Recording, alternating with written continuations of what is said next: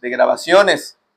Y gracias a nuestro hermano Eusebio, gracias a los que limpiaron, gracias hermanos por su atención, gracias a los que fueron ayer a las comunidades misionales. Hermanos, nuevamente, si quieres incluirte alguna, por favor, anótate con un servidor y para solamente hacerlo en orden, poder ponerte en una comunidad. Bien. Vamos a la escritura, hermanos, a la escritura. Algunos de ustedes y yo quizás hemos aprendido del pasado. Hemos cometido, hermano, errores que nos hacen no volver a hacerlos. Si bien es cierto, no somos los mismos que fuimos ayer, ni seremos los mismos que fuimos hoy. Y esto es porque cada día aprendemos algo nuevo, ya sea sobre qué hacer o no hacer. Y en el sentido bíblico, parte de la razón por la que el Señor nos da el Antiguo Testamento en su gracia, no solo fue para que aprendamos la gloria de Cristo en el Antiguo Testamento, sino que aprendamos las consecuencias o el resultado de las acciones de otros que han vivido bajo la sombra del Omnipotente. Por ejemplo, usted sabe de memoria Romanos 15:4, porque las cosas que se escribieron antes para nuestra enseñanza se escribieron, a fin de que por la paciencia y la consolación de las Escrituras tengamos esperanza. Pero no solo es en este pasaje que el autor neotestamentario nos recuerda que las cosas del pasado nos sirven para nuestra enseñanza, sino también en 1 Corintios, y quiero que vaya ahí, por favor. Yo le recomiendo dos cosas. Número uno, ya que venimos con el deseo de aprender sobre el Señor, se concentre y deje a un lado el calor. Se concentre en verdad, porque hoy Cristo será predicado. El día de ayer, haciendo un paréntesis, y espero que no se me salga la liebre, el día de ayer estaba escuchando una predicación y este hermano decía, ¿qué harías si Cristo estuviera a tu lado todo el día, todos los días? Si Cristo estuviera en lo que haces, en lo que comes, en lo que no haces, en lo que piensas, en lo que no piensas, ¿qué harías en lo que ves en tu teléfono? ¿Cómo te comportarías si Cristo estuviera a tu lado? Bueno, Cristo está a tu lado, pero a veces lo olvidamos. Entonces, presta atención, por favor. Y segunda, hermanos, pon un separador si lo tienes en 1 Corintios 6, porque estaremos trabajando en ese capítulo y en varios capítulos del Antiguo Testamento. Así que hoy necesitamos que usted sea un asiduo esgrima de la palabra. 1 Corintios 10:6 dice el texto, mas estas cosas sucedieron como ejemplo para nosotros. 10:6, 1 Corintios 10:6. Otra vez el escritor diciendo que las cosas que sucedieron antes fueron un ejemplo para nosotros. Versículo 11, y estas cosas les acontecieron como ejemplo y están escritas para amonestarnos a nosotros, a quienes han alcanzado los fines del siglo venidero. De modo que mi deseo de esta mañana, amado hermano, y el propósito de este mensaje es que tú y yo aprendamos del pasado, particularmente sobre los eventos que estarán en Éxodo, Levítico y Números, siendo amonestados por aquellos que han vivido y que han cometido errores y que han padecido bajo el juicio de Dios. Primeramente, debes saber que esta carta a los Corintios es una carta destinada a creyentes, no a incrédulos, ni a ateos, ni a herejes, sino a creyentes. La amonestación es a creyentes. Pues mira lo que dice el final del versículo 11. Míralo, por favor. A quienes han alcanzado los fines de los siglos. Es decir, es una expresión que señala la venida de Cristo. ¿Quiénes son los que han logrado llegar al fin del siglo? Bueno, ¿quiénes son los que han alcanzado las promesas de Cristo, las promesas que vendrán? Lógicamente, los que el Señor ha salvado, los creyentes, hermanos, los corintios, tú y yo. Esta amonestación es para nosotros. Ahora, ¿cómo sé que estos ejemplos y esas amonestaciones que veremos hoy son para mí? ¿Cómo sé que esto del pasado es exactamente para mí? ¿Cómo sé que esta amonestación es aplicable a mi persona y no solo a los corintios? ¿Por qué me he de adjudicar la amonestación que Pablo le hizo a los corintios a mí? Bueno, porque Pablo te da primeramente dos razones contundentes. Dos razones contundentes. Y esta razón está en la misma historia de Israel en orden cronológico. La primera razón es la identidad de Israel y la segunda razón son los beneficios de Israel. La identidad de Israel la puedes encontrar en Éxodo 14, 19, 21 y los beneficios en Éxodo 16 y 17. Otra vez, en orden cronológico. Lo que hará Pablo es una excelente cronología para amonestarte sobre que debes vivir en piedad y en verdad en el Señor, en orden cronológico. Pero ¿por qué es importante hacer hincapié en que estas dos razones en orden cronológico son lo que me identifica que esta amonestación es para mí? Bueno, porque estas dos razones, escucha, la identidad y los beneficios de Israel son la antesala de los errores que cometerían los israelitas en el futuro. Otra vez, estas dos cosas son la antesala de los errores que cometerían los israelitas en el futuro. Así que usted puede decir, pero pastor, ¿cómo me identifico con Israel? Bueno, ¿qué parte de la historia nos identifica con Israel? Vaya al versículo 1 de Corintios 10, por favor. 1 Corintios 10, 1. Porque no quiero, hermanos, que ignoréis que nuestros padres, lógicamente, los padres israelitas, los padres de ellos, recuerda que son judíos, está hablando del Israel étnico, nuestros padres, todos estuvieron ¿bajo qué? Bajo la nube. Y todos pasaron el mar, Éxodo 14, 19 al 21. Versículo 2, y todos en Moisés fueron ¿qué? Bautizados en la nube y en el mar. Esto es lo que identifica a Israel como ¿qué? Bueno, como ya he dicho antes, esto sucedió en el capítulo 14, el bautismo de Israel. ¿Y por qué nos identifica con Israel? Bueno, sabemos que el bautismo es un símbolo de identidad y Pablo sabe que los corintios habían recibido el bautismo de Jesús. Para ellos identificarse con Jesús, con su muerte, con su resurrección. Por lo que les recuerda que así como Israel fue bautizado, así también ustedes, corintios, son bautizados. De alguna manera tenían un bautismo que los identificaba como pueblo de Dios. Los israelitas tenían un bautismo que los identificaba como pueblo de Dios, como parte de la nación étnica de Israel. Y el bautismo consistía en lo siguiente: tener la nube por encima y las aguas del mar por la diestra y la siniestra. Están completamente cubiertos de agua. Esta expresión de caminaron bajo la nube y caminaron en medio del mar simboliza un bautismo, estar cubiertos de agua. Así que si tienes el agua por arriba y el agua por los lados, entonces fuiste bautizado. Y por eso Pablo dice, fueron bautizados en Moisés, se identifican en el pueblo étnico de Israel.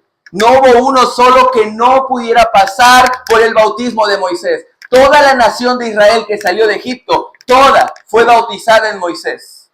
Los israelitas que han salido de Egipto, pasando por el mar y viviendo bajo la nube, son un pueblo que se identifican como pueblo de Dios, como parte de la nación étnica de Israel. Y en ese sentido Pablo dice, ustedes, corintios, no se olviden que si fueron bautizados en Cristo, también el pueblo de Israel fue bautizado en Moisés.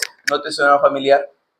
De la misma manera nosotros, por medio del bautismo, nos hemos identificado con Cristo, con la obra de la cruz, cuya obra nos convierte en pueblo santo de Dios, así como el bautismo en Moisés convirtió a Israel en pueblo étnico santo de Dios. Somos un pueblo que ha sido bautizado al igual que Israel.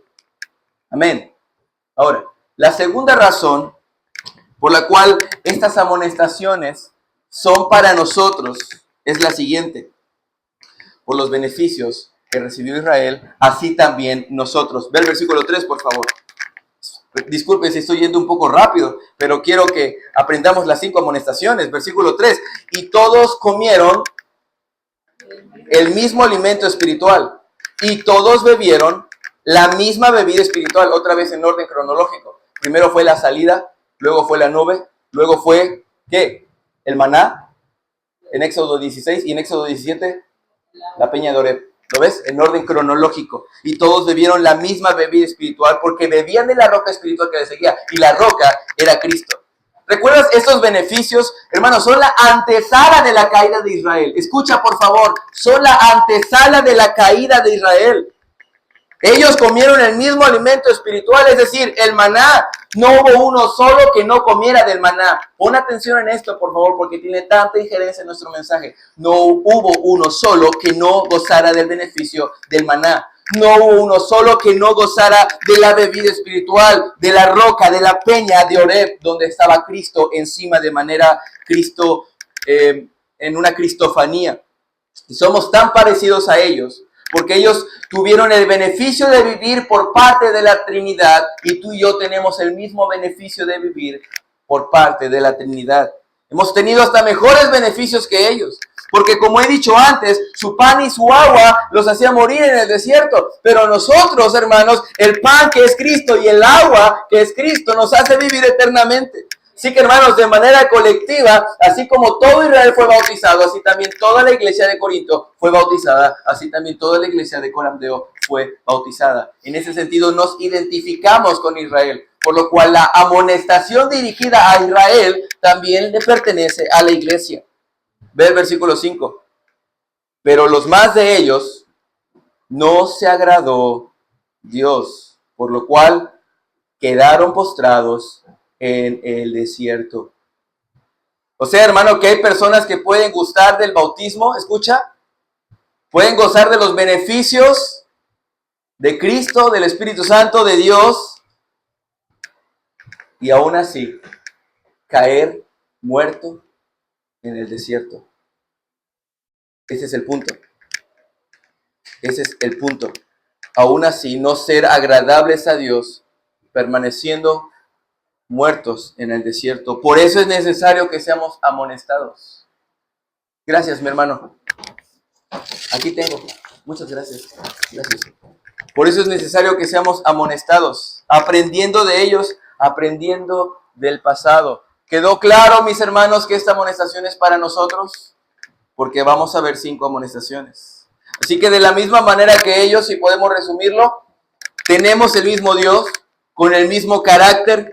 Somos personas igual que los israelitas en el desierto, con la misma naturaleza caída, a excepción de nuestra naturaleza nueva en Cristo. Hemos sido bautizados en Cristo y ellos fueron bautizados en Moisés, lo cual nos identifica como un pueblo santo de Dios. Hemos recibido beneficios y hasta mejores beneficios que ellos. Así que estas 5 amonestaciones, que son lo que Pablo toma para decirnos por qué razón perecieron en el desierto, por qué razón no se agradó de los muchos de ellos. La versión NBI me gusta cuando dice, los muchos, la mayoría de ellos pereció. De modo, hermano, que si podemos hacer un porcentaje, hay gran parte del pueblo de Dios que no es agradable. ¿Lo ves? Todos pasaron el mar, todos fueron bautizados, todos recibieron los beneficios, pero Dios no se agradó de la mayoría de ellos. ¡Wow! Yo tengo que saber por qué. Si en verdad tengo al Espíritu Santo en mi corazón, yo deseo saber, Señor, ¿por qué no te agradaste de ellos? Pues fueron un pueblo apartado, fueron bautizados, recibieron tus beneficios, al igual que nosotros. ¿Por qué entonces no te agradaste de ellos? Bueno, la primera cosa y la primera amonestación comienza diciendo, versículo 6. Mas estas cosas sucedieron como ejemplo para nosotros, para que no codiciemos cosas malas, como ellos, como los israelitas, codiciaron.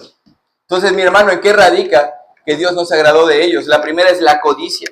¿Pero qué es la codicia, pastor? Bueno, la codicia es el deseo o una pasión de algo o de alguien.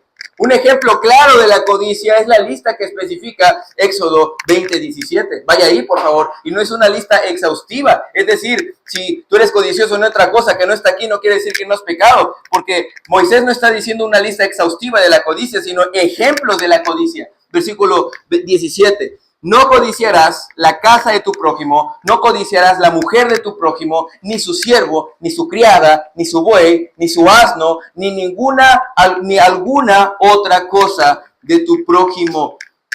De modo que podrías codiciar algo físico, como también codiciar una persona. Nota que el mandamiento de codiciar es el único mandamiento en el Decálogo que no es visible, es en el corazón. Tú codicias en el corazón, tú codicias en tu mente. Nadie lo ve, pero es lo que hay dentro de nosotros. Pero la pregunta es entonces, ¿por qué razón es la primera cosa que encabeza la lista de las 5 amonestaciones? La realidad es que no hay una razón lógica, simplemente no están enumeradas de mayor a menor ni de menor a mayor. Ahora bien, la codicia es tan relevante en el asunto de agradar a Dios, que recuerda que nuestros primeros padres, la razón por la cual fueron destituidos del Edén, ¿cuál fue? Y vio Eva que el árbol era codiciable para alcanzar la sabiduría. Génesis 3:6. Lo que Eva codiciaba era la sabiduría que ella no poseía.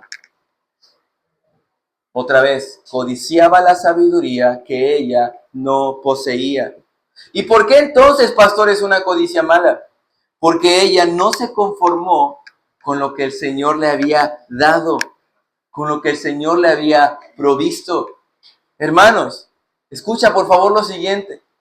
Toda persona que no se conforma con lo que el Señor le ha dado, aspira a tener un mal deseo tenebroso y del infierno sobre algo que no posee o no se le ha permitido tener. A eso se le llama codicia.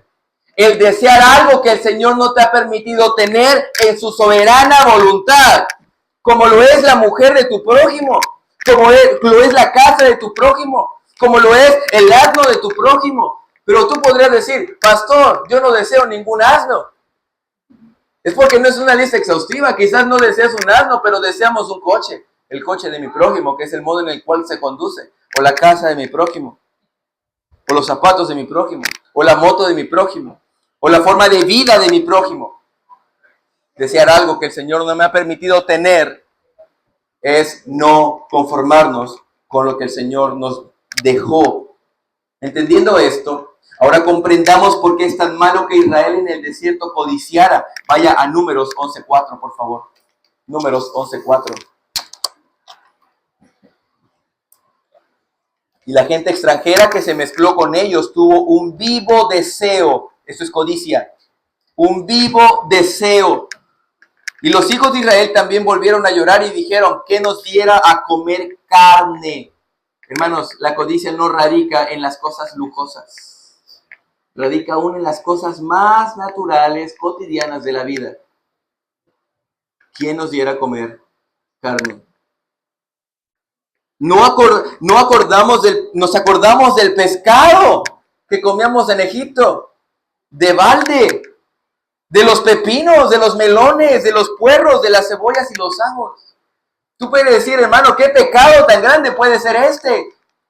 Pero si son cosas tan insignificantes, ¿cómo es que el Señor nos agradó de la mayoría de ellos por haber codiciado cosas tan pequeñas? Porque, hermano, cualquier cosa pequeña que menosprecias que el Señor te ha dado es una codicia mala.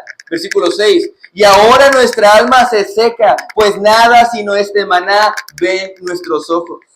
Lo que están haciendo ellos es que en su codicia menosprecian la provisión de Dios y desean aquello que el Señor no les ha dado. Increíble. Esa es la codicia. ¿No te suena familiar, hermano? Dios nos agrada cuando tú y yo menospreciamos lo que Él nos ha provisto.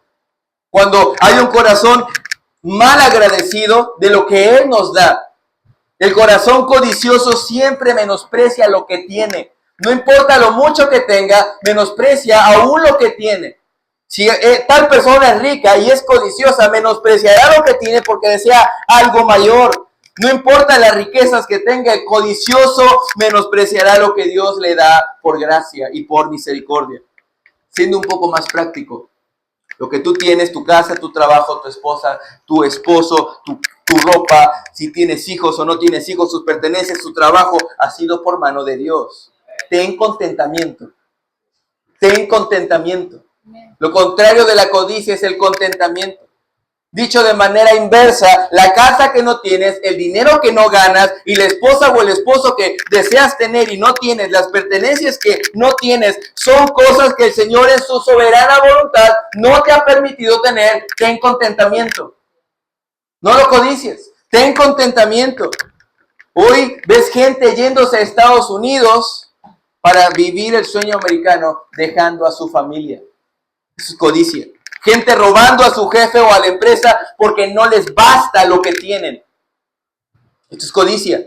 Cristianos dejando las reuniones por estar buscando unos pesos, sacrificando su tiempo de oración y lectura. Esto es codicia.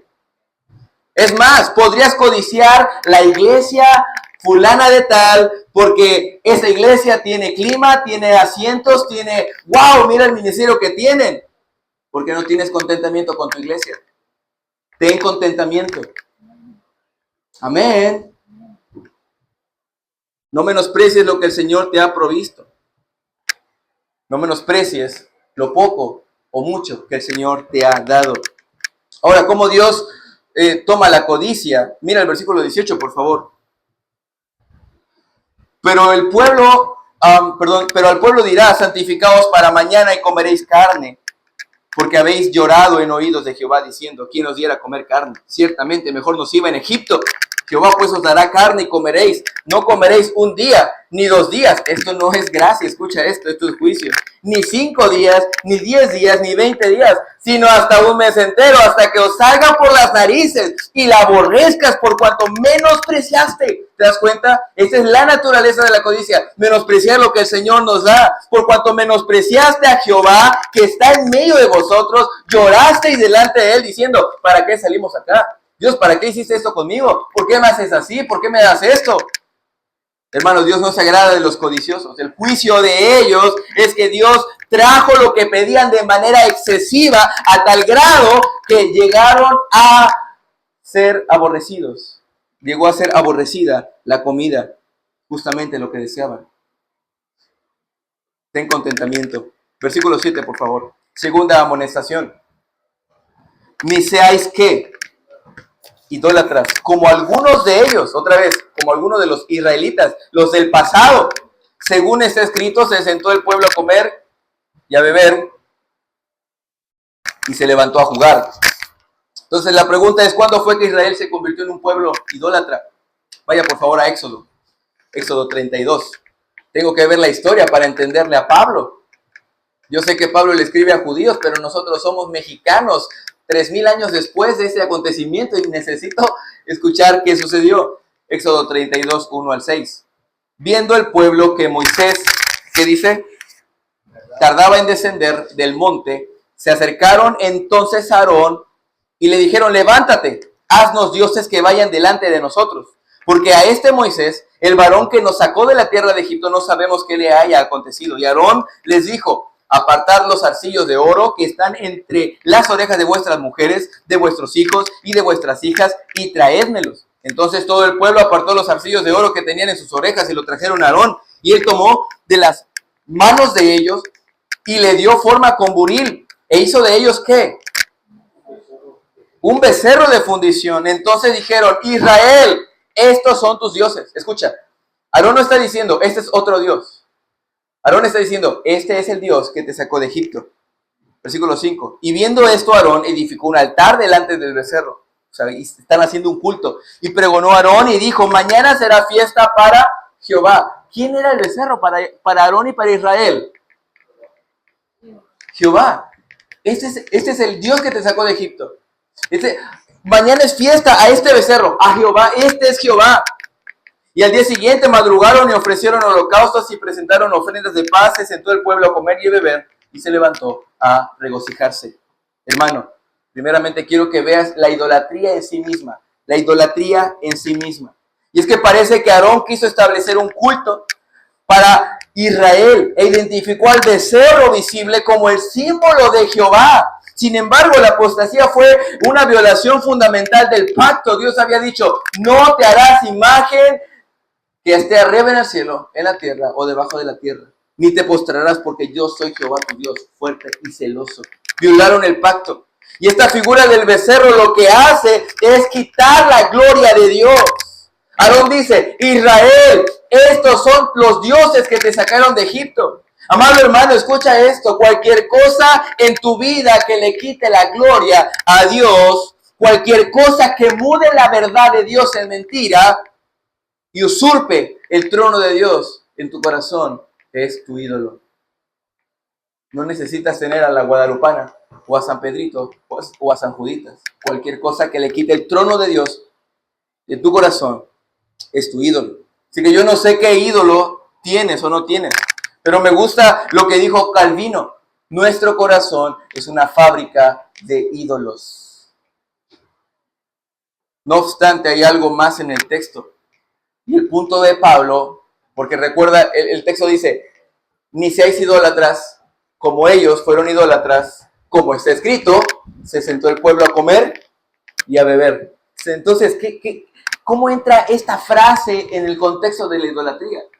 Bueno, porque Pablo está diciendo, cuidado con ser idólatra y vivir en la idolatría. Se sentó el pueblo a comer y a beber. Es decir, la apostasía se agregó la desfachatez de vivir sin ningún inconveniente, sin ningún remordimiento.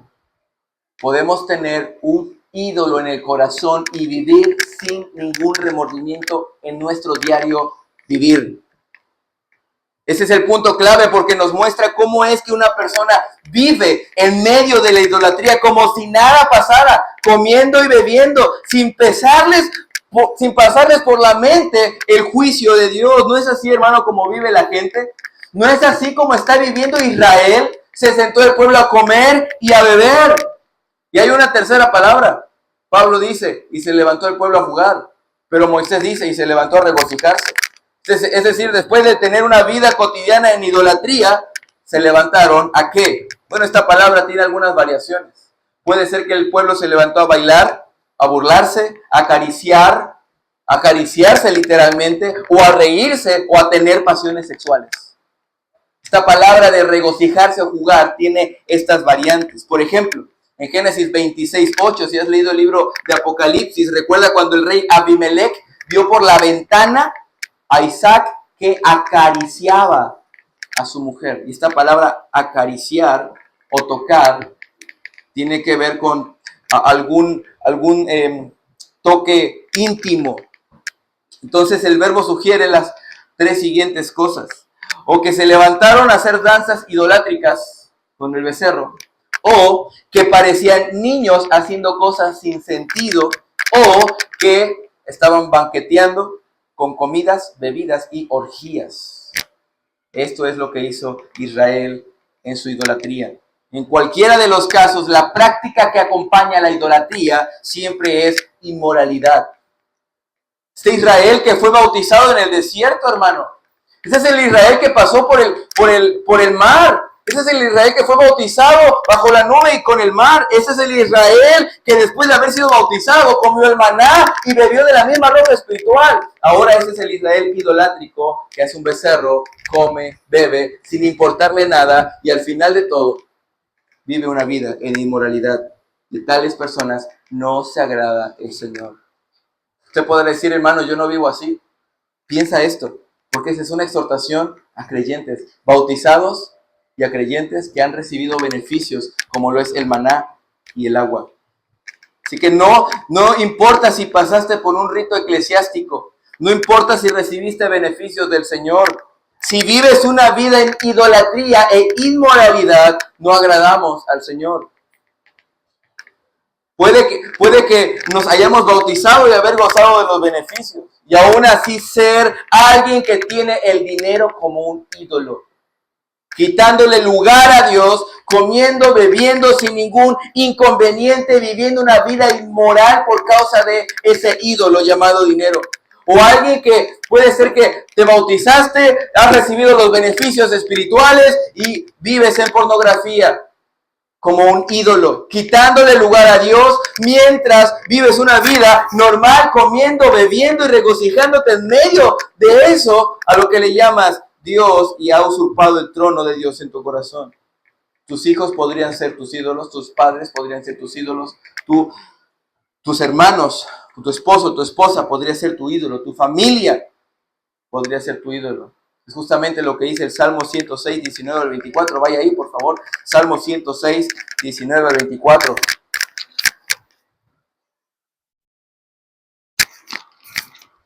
Hicieron becerro en Horeb, se postraron ante una imagen de fundición, así cambiaron su gloria. ¿Te das cuenta? Esa es la idolatría. Ese es el sentido de la idolatría, cambiar la gloria de Dios por la imagen de un buey que come hierba.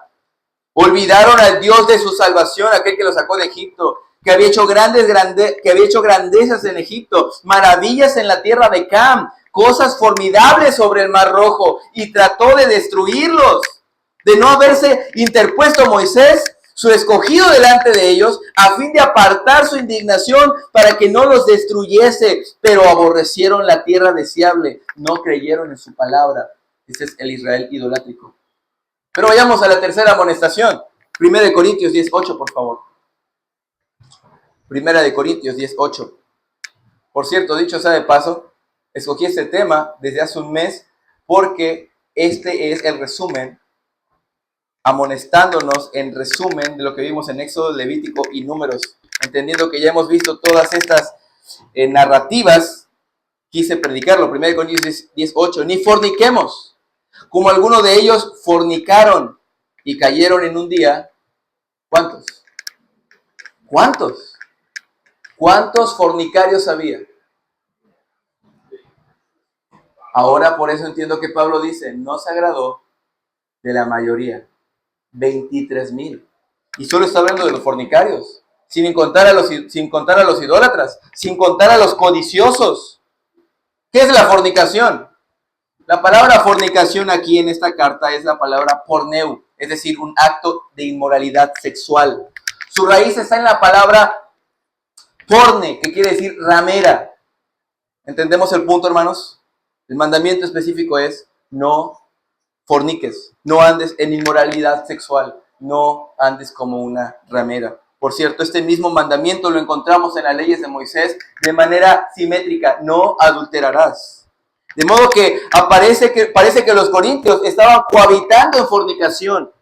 Ahora pensemos en este pecado de los israelitas, particularmente de la fornicación con la pista que añade Pablo, dando la cantidad exacta de muertos. ¿Y dónde encontramos esto? Números 25, 1 al 5. Vaya ahí, por favor. Números 25, 1 al 5. Moraba Israel en Sittim.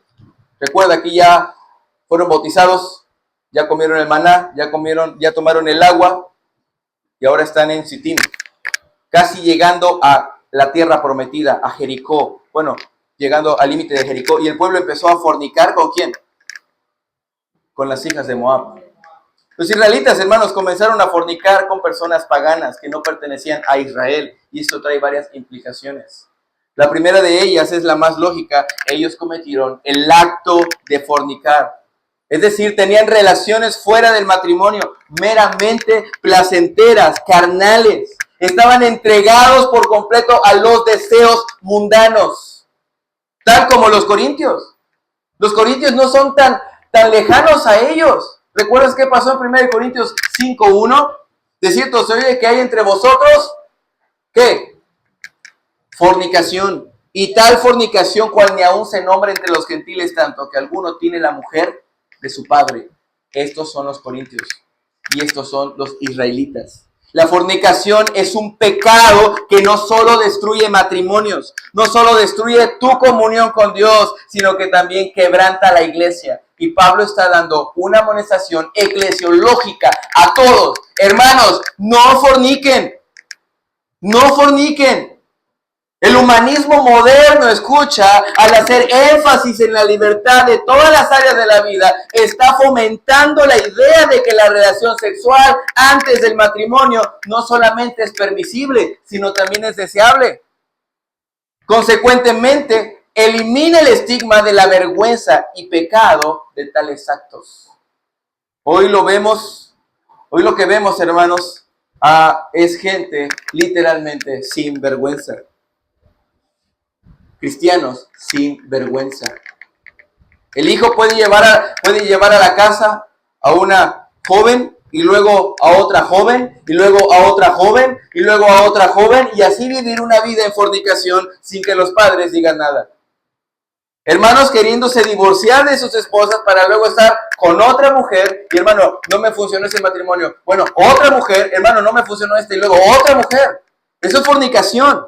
Hasta casos donde la gente vive en unión libre, fornicando, en donde ya no se llaman esposas. Ahora se llaman compañeras. Mi amiga, mi compañera. Más que nada es la persona con la que fornico. Hace unas semanas platicando con unos pastores, escuché que no son de aquí, por cierto, no piense que son de aquí, son de otro país. que existía el matrimonio de facto. ¿Alguien ha escuchado esto? El matrimonio de facto. Es decir, que se da por sentado que están en matrimonio por la cantidad de años que llevan juntos. Y ellos le pidieron los pastores, son algunos pastores en la iglesia, le pidieron a los hermanos que se casaran. La iglesia pagó el registro civil. Y yo pensé y dije, ¿y para qué les pidieron que se casaran? Si para ellos ya es un matrimonio de facto, por hecho, ya dado por sentado, ¿para qué requieren el registro civil? Si ya es un matrimonio de facto, ¿por qué se les pidió que se casaran? Bueno, lamentablemente, esa es la idea. Y lamenté mucho esta idea porque, amados hermanos, la unión libre es fornicación. Están cohabitando fuera del registro matrimonial. Y una de las cosas que lamento es que muchos pastores, con el propósito de tener sus iglesias llenas, no ponen disciplina en sus iglesias. No hablan del tema. No se les amonesta que se casen. Más bien yo diría que esos pastores odian a sus miembros. Porque si los amaran les dirían la verdad. El que ama te dice la verdad. La iglesia de donde vengo, siendo yo un neófito, a los que decían que eran hermanos viviendo en fornicación, nunca, jamás, nunca los vi en disciplina. Sin embargo, no se puede ignorar la posición de la Escritura. Mire, por favor, el versículo 2 de Números 25. Los cuales invitaban al pueblo a los sacrificios de sus dioses. Mira lo que trajo la idolatría. No me voy a quedar mucho tiempo aquí porque ese no es el punto de Pablo. Ya ha hablado de la idolatría anteriormente. Versículo 3, así acudió el pueblo a Baal Peor, el furor de Jehová se encendió contra Israel y Jehová dijo a Moisés, toma a todos los príncipes del pueblo y ahórcalos. ¿Te das cuenta? Esa es la fornicación, ese es el juicio a los fornicarios, ahórcalos ante Jehová delante del sol, es decir, que todos lo vean, que nadie sea fornicario porque ese es el juicio y el ardor de la ira de Jehová se apartará de Israel. Entonces Moisés dijo a los jueces de Israel, matad cada uno a aquellos de vuestros que se han juntado con Baal Peor, es decir, que han tenido comunión con las moabitas, que han fornicado y que han hecho idolatría. Hermanos, el tener comunión con ellas, y por eso quise pasar aquí, mírame aquí, el tener comunión con las moabitas y estar en intimidad con ellas, les orilló a estos hombres a adorar a dioses que no eran Jehová. Hermano, a la fornicación le añadieron relación con paganos. Es exactamente lo que también Pablo refuta a los Corintios en su segunda carta. No os unáis en yugo desigual con los incrédulos, porque ¿qué comunión tiene la luz con las tinieblas?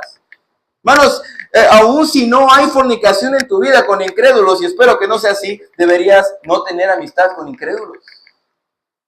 Se te puede pegar algunos ídolos, algunas malas prácticas. Apártate del mundo. Un creyente no es amigo del mundo. Más bien, tú deberías incomodar al mundo, porque si no lo incomodas, es porque te pareces mucho al mundo. Por lo tanto, ni siquiera deberías tener parentesco ni querer comprometerte con una persona no creyente, que no es parte del pueblo de Dios. Lamentablemente, para la desgracia de Israel, Dios ya les había ordenado en Éxodo 34, guárdate de esto, de juntarte con personas que no son parte de Israel. Guárdate de hacer alianza con los moradores de la tierra, donde has de entrar para que no sean tropezadero en medio de ti. Derriba sus altares, quiebra sus estatuas y corta las imágenes de acera. Dice el versículo 14, porque no te has de inclinar a ningún otro Dios, pues Jehová, cuyo nombre es celoso, Dios celoso es. Por lo tanto, no harás alianza, comunión, interacción con moradores de aquella tierra, porque fornicarán en pos de sus dioses. Y ofrecerán sacrificios a sus dioses y te invitarán a comer de sus sacrificios. Versículo 10, siguiente. O tomando de sus hijos o sus hijas, fornicarán con ellas. Y harán fornicar también a tus hijos en pos de los dioses de ellos. Ahora, pero entonces, ¿por qué es una amonestación, hermano? ¿Por qué? Bueno, no solamente por el hecho intrínseco de que ahorcaron a los principales de Israel, sino porque hay un castigo de manera general. Como en todas las áreas de la vida, nadie puede exponerse a las consecuencias del pecado sin ser juzgado. Mire lo que dice el versículo 8 de Corintios 10, por favor. 1 Corintios 10:8. Ni forniquemos, como algunos de ellos fornicaron, y léelo en voz alta. Y cayeron en un día, todos juntos, y cayeron en un día 23,000. Murieron aquel día, solo ese día, 23,000. ¿Y por qué digo ese día? Porque en números aparece que murieron 24,000. Parece ser que de manera general fueron 24,000 y aquí en ese día murieron 23,000. Entonces, quiero darte algunas cifras que no son lejanas a esto. Pero piensa, ¿cuántos fornicarios había? ¿Cuántos? Escucha esto, hermano. La cantidad de inmoralidad sexual en las iglesias es grande. Dios no se agradó de la mayoría de ellos. Solo como un dato, fuera de la iglesia, la IA dice que 18.4 millones de personas, 18.4 millones de personas viven en unión libre. Fornicación. En México, por cada 2 parejas que están casadas, una vive en unión libre. Increíble. Ese es 1/3 de la población. 1 de cada 3 matrimonios termina en divorcio. Ahora el punto de Pablo y aún de Moisés, al citar las cantidades, es que creamos que el fornicario no escapa del juicio de Dios. Porque por algo está escrito. Y la razón es que creamos que ningún fornicario escapa del juicio de Dios. Es más, estoy tan seguro que nadie escapó. Ninguna sola persona escapó. Porque mira lo que dice el versículo siguiente, versículo 6 de Números 25. Versículo 6 de Números 25. He aquí un varón de los hijos de Israel vino y trajo una madianita